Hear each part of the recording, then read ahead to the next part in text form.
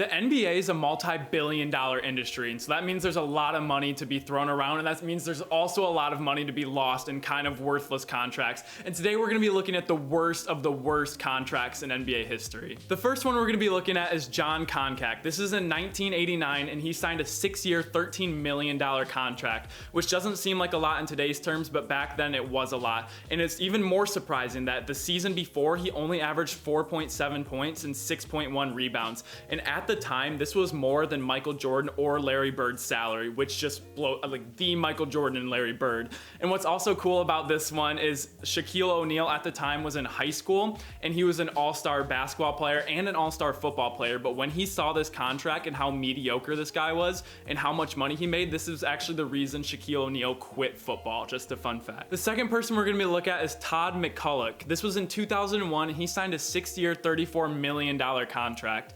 And so it wasn't even that bad. In the first year, he started 61 games, and they actually made it to the NBA Finals. But things fell apart super quickly. He actually got diagnosed with a disorder called Charcot-Marie-Tooth disease, which led to his retirement. He only played 96 games. And if you average that out, he got paid $350,000 per game. And why I put that in there, it's not all his fault. It's not the team's fault. They didn't know he was going to get this disorder. But with his money, he bought more than 80 pinball machines, and now he's a nationally ranked pinball player, and he bought a Slurpee machine, if that should be mentioned. But I just thought that one was super funny. If you're a younger viewer and think that the Warriors have always been good, this has not been the case. You can actually feel bad for a Warriors fan, because at number 3 we have Chris Webber.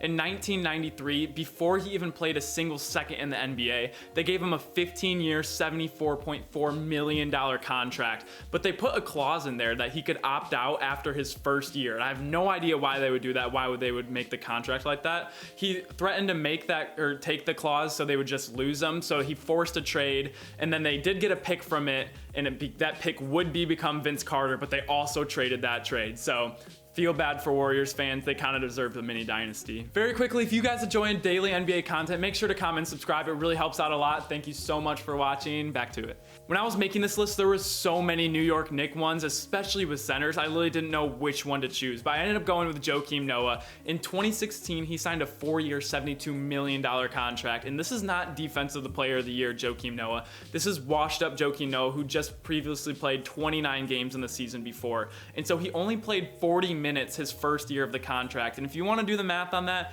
that's $450,000 per minute. And his entire career as a Knick, he only played 95 games. He did admit that he was partying a lot, and that was a large part of his struggles in New York, but he did end up getting his full contract when they released him last fall in 2020. The fifth one we're going to look at is Jason Williams. And no, not this Jason Williams, this Jason Williams. In 1999, he signed a 6-year, $86 million contract, which at the time wasn't that bad. He was only 30 years old. He was kind of in the middle of his prime. He just came off an amazing all-star season. But less than 3 months after signing, he collided with a teammate during practice, and he broke his leg and never played in the NBA again. And so that's not really their fault again, but you know we like to have a funny twist, or kind of a morbid twist. But less than a year after that, Jason Williams accidentally shot his limo driver. He was playing with a shotgun and served 2 years in prison. So, that might be one of the worst. The sixth person we're going to look at is Shawn Kemp. In 1997, he signed a 7-year, $107 million contract with the Cavs, and he just came off an all-star appearance, and he had a very, very good first season, but his second season there was a lockout, and he actually came into the next season weighing 315 pounds, and he was never the same athletic freak he was. He was just kind of a freak, and he was very fat and obese. He got traded just 2 years later to Portland in 2000, and then he eventually checked into a rehab center for cocaine addiction before the season was even over. The next person we're going to look at is Chandler Parsons, and he signed his first contract at a strip club for the Dallas Mavericks, only played there for 2 years, and that wasn't even the worst of it. That didn't stop Memphis from signing him to a 4-year, $94 million contract after he just had knee surgery the year before. He only played 95 games in his first 3 seasons, and in his first season he only played 34 games. He averaged 6.2 points in 19.9 minutes, and his PER was 7.7, which is the 4th worst in the league among players who started at least 30 games. Yikes, the Grizzlies. That kind of started their rebuild season. And the last one we're going to look at is just hilarious to me. It was actually Tom King. In 1946, he signed a 1-year, $16.5 $100,000 contract, which seems like nothing right now, but when the league's salary cap was only $55,000, that's about 30% of the team's salary. And they paid him that much because he was also their publicity director and their business manager. And while Tom King was playing for the Detroit Falcons, he only averaged 5.1 points and 23.7% shooting in the 1 year of his career. And then the team ended up just kind of going bad after that. So the contract kind of ruined their whole franchise. Sorry, Thank you guys so much for watching. That was a ton of fun. There's a lot more bad NBA contracts. You would be surprised. I like to pick the ones that were kind of fun.